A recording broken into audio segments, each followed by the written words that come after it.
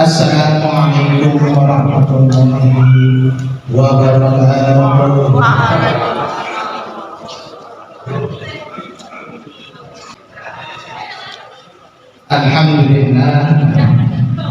Alhamdulillahirabbil alamin. Wassalatu wassalamu ala asyrafil mursalin wa qamaril nabiyyin wa sidratil muntahal arifin sayyidina wa maulana Muhammadin sallallahu alaihi wasallam wa ala alihi wa sahbihi ajma'in. Allahumma shalli ala nabiyyil hasim Muhammadin wa ala alihi wa sallam taslima. Amma ba'du. Kehadapan guru kita Syekhul Syekh Muhammad bin Ghaus Syekhul Al-Maslul radhiyallahu anhu. Waqad shamra sirrah al-Fatihah. A'udzu billahi minasy syaithanir rajim. Bismillahirrahmanirrahim. Alhamdulillahi rabbil alamin arrahmanir rahim maliki yaumiddin. Iyyaka na'budu wa iyyaka nasta'in. Ihdinas siratal mustaqim. Shiratal ladzina an'amta 'alaihim ghairil maghdubi 'alaihim waladdallin. Yang sama-sama kita mendengar guru kita, pembimbing kita, Bapak Kiai Haji Samsul Sarwendo, siswa Taman Sinasa dan Langit Katim Mabahos,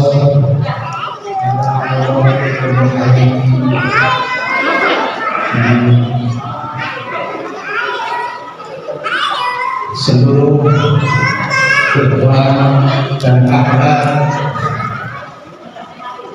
khidmat markib Tambun yang sudah dikerahkan oleh Allah Subhanahu wa Ta'ala menuju ke sini untuk kita sama-sama menghadapi. Tidak lupa kepada Sahibul Bait, yaitu Bapak Ustaz Haji Dian. Nama ajaknya apa sih? Irfan. Dan seluruh hadirin sekalian yang sama-sama yang dimuliakan oleh Allah Subhanahu wa Ta'ala. Saya disuruh ngomong tentang fadhailul syukur. Ya, sebisa saya minta tolong sama teman-teman bisa ngomong. Dalam kitab fadhailul syukur bulan ini yaitu bulan Syawal. Hurufnya ada 3, Shod, Fa, dan Ra. Saya akan membahas huruf Shod, sifatul qalbi, sifat obat atau kondisi qalbi, hati, kondisi hati. Sesungguhnya hati kita itu sudah suci dari sana. Oleh Allah diciptakan hati itu jujur. Makanya meskipun dia orang yang sering maksiat, di dalam hatinya pasti dia akan jujur. Misalnya seorang pencuri, dia pun kalau dia berbicara dengan hatinya, pekerjaan itu dia akan salah. Makanya di narkoba juga ada perampok yang merampok. Ketika hati nuraninya bekerja, maka dia pun akan menyadarinya dan bertaubat. Hati yang diciptakan oleh Allah Subhanahu wa Ta'ala dimasukkan ruh ke dalam diri kita itu dalam keadaan suci, tetapi karena ada di dalam jasad ini juga punya kebutuhan, ingin makan enak, ingin tidur enak, ingin yang di situ dikendalikan oleh nafsu, sehingga keinginan ini menghijabi dunia hati kita, menghijabi antara kita kepada Allah Subhanahu wa Ta'ala. Dari keinginan yang begitu banyak, menghijabi, menghalangi pandangan hati kita kepada Allah Subhanahu wa Ta'ala. Semakin lama semakin tebal, kalau dibiarkan itu semakin jauh, semakin tebal hisabnya. Oleh guru kita Abah, maka diberikanlah pembersih itu, yaitu zikir jahat dan zikir khafi. Inilah alat pembersihnya. Dengan setiap hari kita dikembalikan kepada Allah. Pernah ini kita itu dulu di zaman azali. Kita itu ketika Allah berkata, Alastu birabbikum, maka roh kita pada saat itu menjawab, qalu bala. Mereka semua menjawab, syahidna, saya menyaksikannya. Roh itu belum ada pada jasad, bentuk alam roh.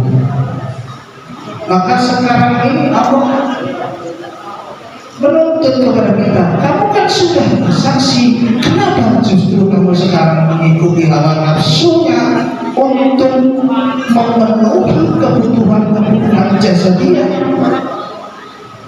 padahal kamu sendiri sudah berjanji.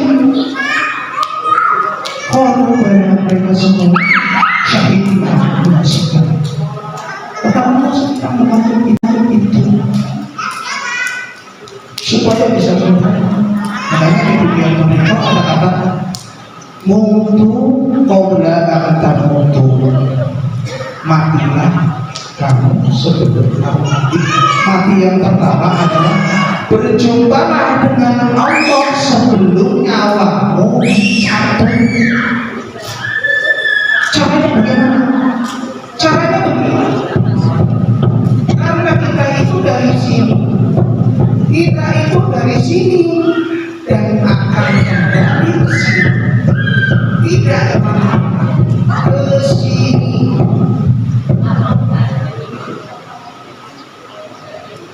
Ke sini kita dihantarkan oleh guru kita. Mutu yang pertama, mutu qabla antara, mutu yang pertama, berjumpa kepada Allah. Karena konotasi di dunia itu, kalau kamu mau berjumpa dengan Allah, mati dulu baru kamu berjumpa dengan Allah. Padahal waktu hidup kita berjumpa dengan bagaimana dengan ini. Makanya kalau tidak punya ini, jangan berharap yang ibadahnya ibadah jasad yang diatur oleh fikih.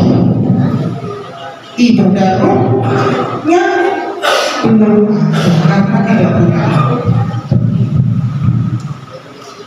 Ya hanya sekedar sholat diawali dengan niat takbiratul ihram dan diakhiri dengan salam. di dalamnya. Padahal kita sama-sama tahu jasad ini nantinya akan setelah mati akan dimasukkan ke dalam kubur, hancur. Yang asalnya dari tanah akan menjadi tanah, yang tadinya air dia akan bercampur dengan air yang lain, dan nafas kita juga akan bercampur dengan angin yang lain. Tidak ada yang sampai kepada Allah, semua kembali di asal-asalnya. Mana yang bisa sampai kepada Allah? Yang sampai kepada Allah yaitu ruh yang ketika 4 bulan ya, di dalam kandungan itu ditiup kata Allah, maka kita mengisap. Inilah ruh. Ini yang akan mempertanggungjawabkan kita di akhirat nanti. Sementara orang masih sibuk dengan ibadah jasadinya, ibadah syariah dulu, ruhnya tidak dipikirin. Padahal Kanjeng Nabi itu belajar sholat dulu selama 12 tahun, belajar khusyuk 12 tahun.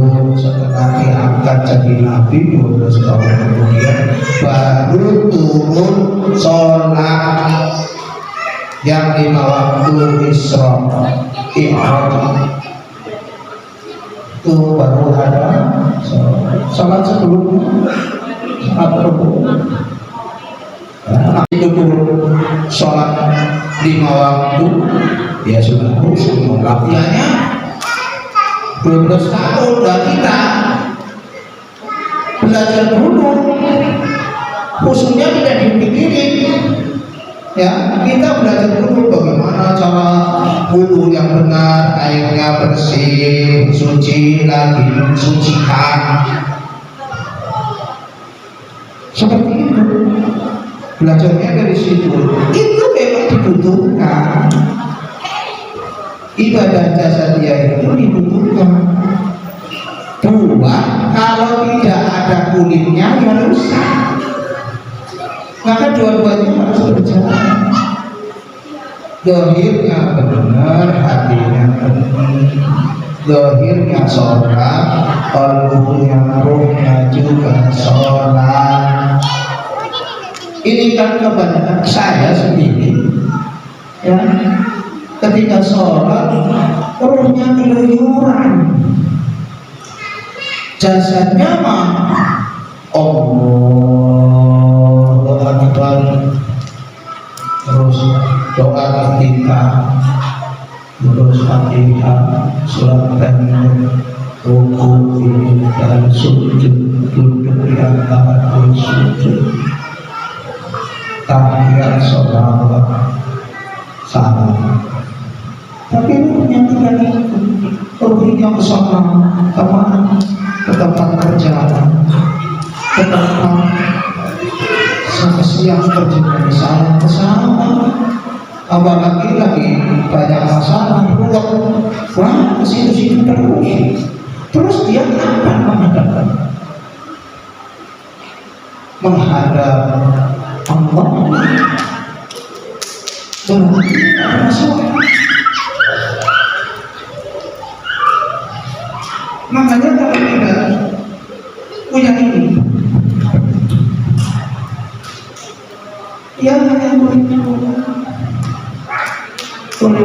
barangnya belum ada, isinya belum ada. Ya, apa berapa kalau belum dibagi belum wajib sholat, ya sholatnya dimasukkan.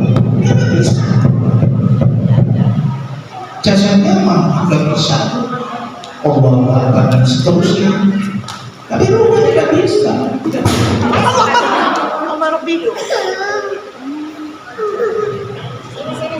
Ruhnya tidak bisa tidak sampai sholat kan sholat jasad sesuai. Kalau di masjid kan ngijak saja masjid, berhukum bisa saja masjid, sampainya masjid yang sampai kepada Allah.